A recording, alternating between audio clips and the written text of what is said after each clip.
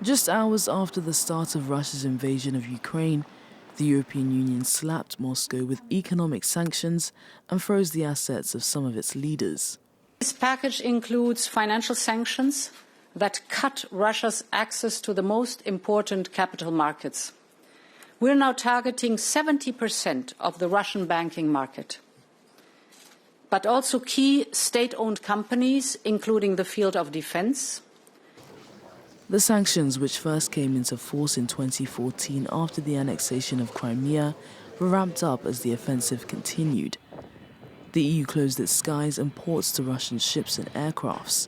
The bloc then suspended broadcasts from the state media channels Sputnik and RT.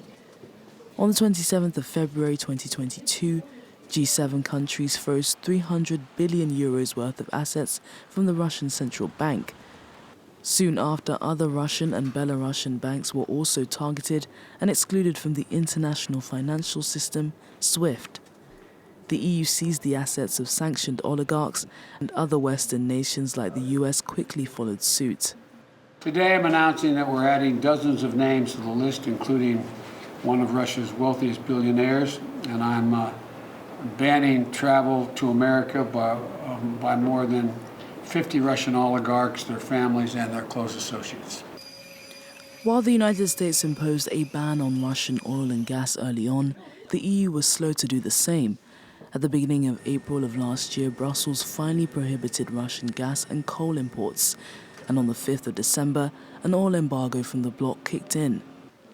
On the eve of its implementation, G7 countries imposed a cap on the price of Russian oil. Now, on the anniversary of the start of the war, the EU has its eyes on the defense industry for its 10th package of sanctions. To date, the measures have already affected more than 1,300 people and 171 entities.